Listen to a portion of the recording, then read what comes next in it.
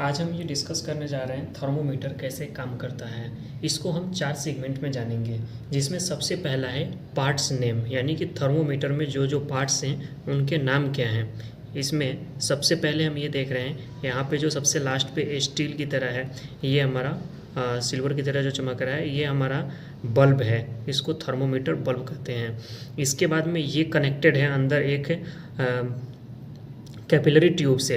Capillary tube के अंदर mercury भरा हुआ होता है और ये हमारा प्रोजेक्टेड है एक स्केल पे, जिसमें 2 स्केल प्रोवाइडेड है, एक हमारा सेंटीग्रेड है और दूसरा फ़ारेनहाइट है।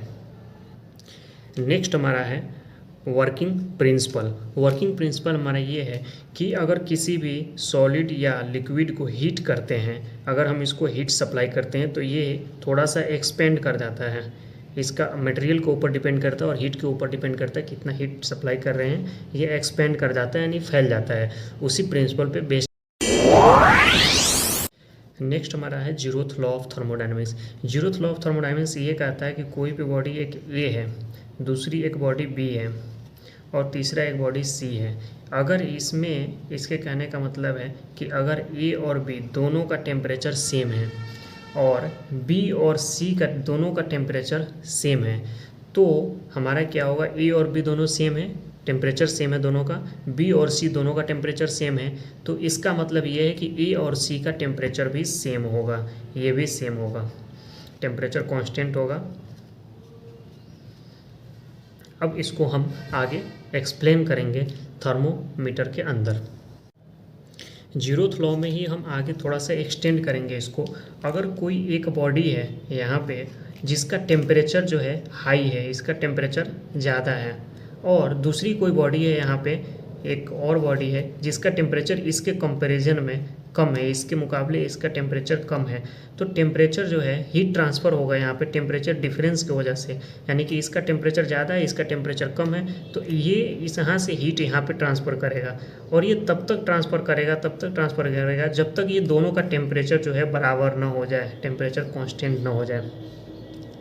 तो इसका टेम्परेचर यहाँ पे ट्रांसफ़र होते रहेगा जब तक ये दोनों बराबर हो जाए।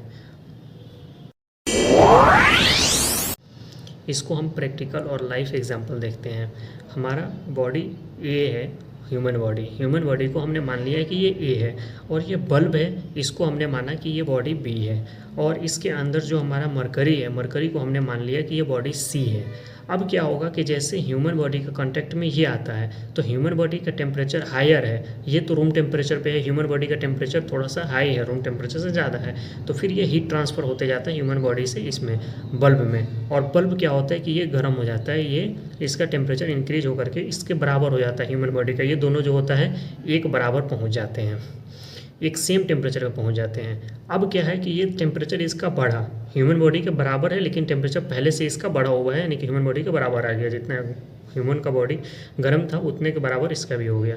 और फिर ये कनेक्टेड है अंदर हमारा कैपिलरी ट्यूब से, जिसके अंदर मरकरी भरा हुआ है, तो मरकरी भी पहले रूम टेम्परेचर पे था, और क्या हुआ, इसका टेम्परेचर बढ़ने के साथ वो इसके कॉन्टेक्ट में है, तो फिर इससे इसमें हीट ट्रांसफ़र होगा, तो इसका मतलब ये है कि इसका मरकरी का टेम्परेचर भी बढ़ेगा। और हम ये जानते हैं, ये हमारा वर्किंग प्रिंसिपल जो में हमने जो डिस्कस किया था कि कोई भी चीज़ गर्म होने, सॉलिड या लिक्विड गर्म होने के बाद एक्सपेंड करता है, तो जैसे हमारा मरकरी गर्म होगा ये एक्सपेंड करेगा और ये स्केल पे आगे की तरफ मरकरी बढ़ते जाएगा। जितना ज़्यादा हॉट होगा, जितना ज़्यादा हीट होगा, जितना ज़्यादा टेम्परेचर होगा, उतना ये बढ़ते जाएगा, और यही हमारा टेम्परेचर शो करता है।